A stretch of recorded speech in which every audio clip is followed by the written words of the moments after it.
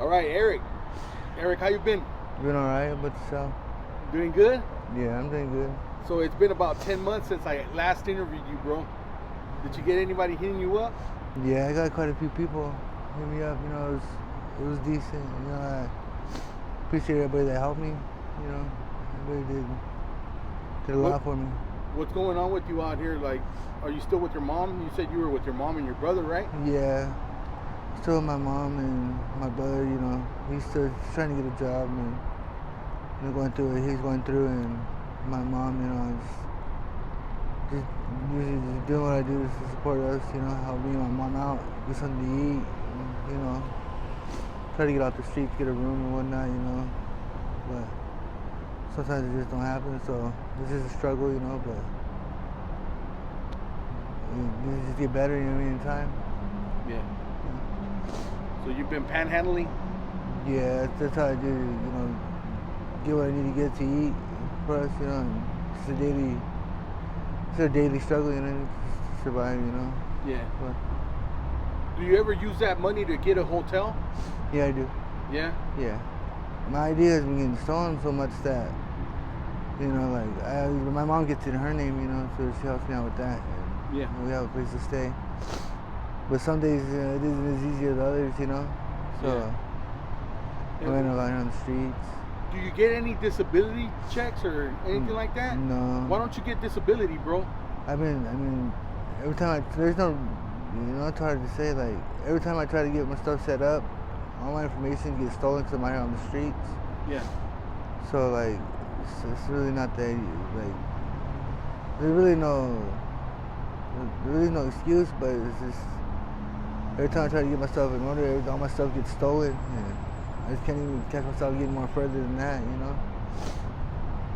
Do you get any kind of other help, like food stamps or anything like that? Yes, I get the EBT stamp.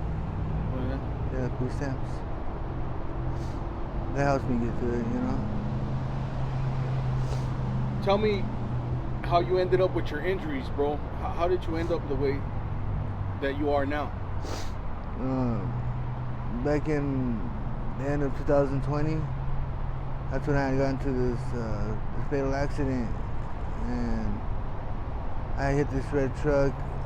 I pretty much went airborne, and I landed on my skull and cracked my skull on the sidewalk, and I went into a coma. And the injury caused us acute severe hematoma, and it shattered my skull, and I went brain dead, and I had to have brain surgery, and that caused my right side to be paralyzed. And I went through physical therapy, to gain how to walk and talk, eat. How long were you in that coma for? A couple weeks. But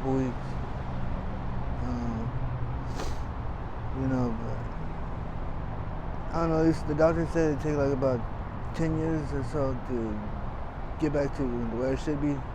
Yeah. Where I used to be. I never used to be like this. I was always a working person. I pushed 2 jobs and I worked full time.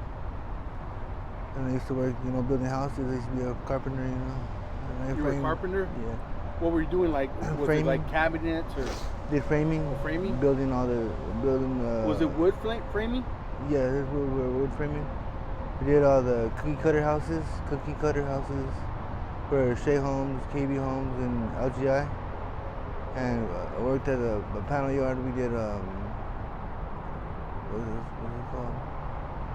Like pretty much like track homes. Yeah. There's a lot of them built fast, rapidly. So that's what we did over there, And I worked my way through that, and I started working. I started at the lower level, and I worked my way up there, and I was good at what I did, and the accident just took everything away. So you started as an apprentice. Did you make it all the way up to journeyman? No, I'm for the yard that I worked at. I was about getting there, but I don't know. I can't really remember. Everything was wiped out, Yeah. I try to remember everything that I could, you know, but Did you get some memory loss too? yeah, I got a lot of memory loss. Okay. I think I lost about like 10 years of my life. I don't remember 10 years past for my injury. I guess like a blank sheet of paper. And whenever somebody tells me that's something I've done, you know, or something like that, like pictures appear of like things that happened in my past life. Yeah. Well, in my life that I'm living right now, you know, anyways, but I lost a lot of memory, you know. That's why I stay close to my family, because I lost 10 years of my memory with them, you know. So Yeah. it's like, now that I see them, I just gotta stay close to them. Were you the only one that was bringing like money home? No, I used to live on my own, or I live with my brother, and he used to work over there too at the same place I did. Yeah. And we worked at United Construction Group together. But when I was brain dead in the hospital, I did my surgery. What's it called? My brother didn't know how to take it because I was in a coma and on my deathbed pretty much, you know. I had a tube coming out of my head, you know, draining blood and stuff, and I was paralyzed, you know, and I was in a coma. And he didn't know how to take it, you know. He started going crazy, and he lost his job because of that. Okay. You know, and he ain't been able to get back from that, you know. So When you were in a coma, like, did you have any like NDEs? You know how some people say like, "Oh, I see a light at the end of the tunnel," and this and that. Did you see anything when you were in a coma? I was in a real dark place, you know, real cold, The what? real cold, dark place, you know. Somewhere I don't want to be again, you know. Like somewhere I don't want to be again. How to what? Somewhere I don't want to be again. But did you know that you were there? Like, were you conscious when you were in that place? Like, you knew, Yeah. I'm Eric. Yeah. I'm in this place. What am I doing here? Kind of like, now what am I doing here? But like, just being present, you know, during everything that's going on. Yeah. But like, I never had a thought that I wanted to leave, but I never had a thought that I wanted to stay as well. You know, I was just being there. You know, Did you see anything? just a lot of old friends, Okay. and you know, Like old friends that had passed already? yeah, and yeah, it's so friends that had passed. I'd known they had passed. You know, so I knew where I was at. I was in a good place. You know, that I wanted to be at that time. It felt like a good place? Yeah, it felt like a good place, but at the time, like, I didn't want to be there because I wanted to be with my family, you know. Yeah. So it was like, it's kind of weird, you know. But What about like when people would come and visit you and you were in the coma, did you hear them while you were, no, you didn't hear nothing? no, I didn't hear nobody. Because I know a lot of people say like, oh yeah, when I was in the coma, like I could hear, or Yeah, I wasn't able to hear anything until I opened my eyes and I came back to. And I thought I was able to talk right, and I thought I was able to move and stuff like that, and I wasn't able to. I wasn't able to talk. So whenever I talked to my mom, like, she'd be sitting right there in front of me, and when I talked to her, like, it'd be like mumbling, Yeah. and she wouldn't understand what I was saying. And then like, I wasn't able to eat any food for like over a month, you know. And when I came out of did it, you like, have a feeding tube? yeah, I was on a drip tube, you know, for a Yeah. long time. And I didn't understand why, you know what I mean? Because they didn't tell me at first that I've been in a car accident. Like, I thought I was there for some I don't know what I was there for. So I was trying to always run out, you know, trying to get away. And then the first time I thought I was able to get out, I jumped out of my bed and I fell and hit my head and I knocked myself out cold. And I woke up and then they had tied me to the bed, you know. And I wasn't able to move anymore, you know, they made me get away, you know. What were you doing when that happened to you? Were you just crossing the street? I Or was were you on a bike? I was on a bike. I was going down between 59th and 51st in Maryland. There's a ramp over Grand. And I was pushing a bike. I was walking a bike actually, going uphill. And then it didn't dawn on me that I should have been riding it, you know, to get home. So I jumped on the bike and I started going downhill, and then because he barely bought it, and I found out I didn't have no brakes at that time, and it was too late. Yeah. And I flew in the intersection right there at the dealership. The back of the dealership, there's a light at the intersection at the bottom of the hill.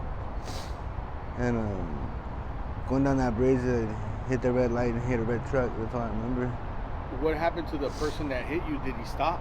I was in the wrong because I had ran that red light.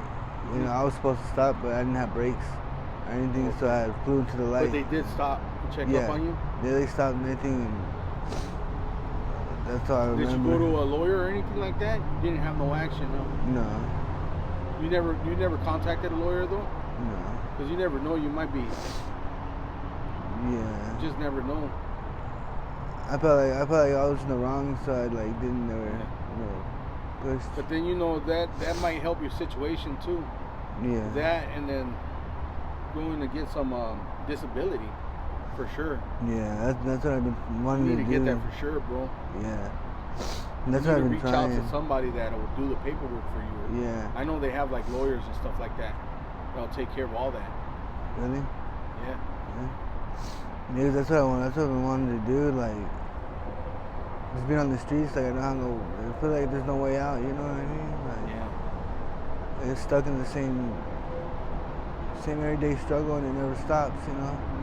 I know last time that we did an interview, there was so many people reaching out, bro. Like, there was hundreds.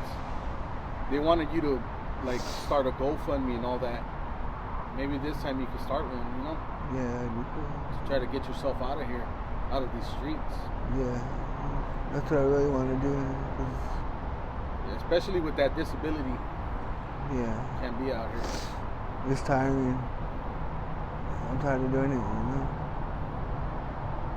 All right then, Eric. Hey man, thank you for this update. I really do appreciate it. Are you okay if I post it up on my YouTube channel? Yeah, I'm good. And just in case anybody wants to reach out to you with any sort of help or donations, do you have any contact information that you want to share, like an email or anything like that? Yeah, I got an email. It's ericmendiola1234@gmail.com. And I also made a cash app for myself too. You know, You could just give it to them, because there's a lot of people on the internet that like to scam, and they'll make a same cash app. And they'll just put a dot at the end or something like that, you know? Try to trick people. That's crazy. But when they contact you, you could give them your whole info. Right on. Yeah. Yeah. All right, Eric. Thank you. Appreciate you.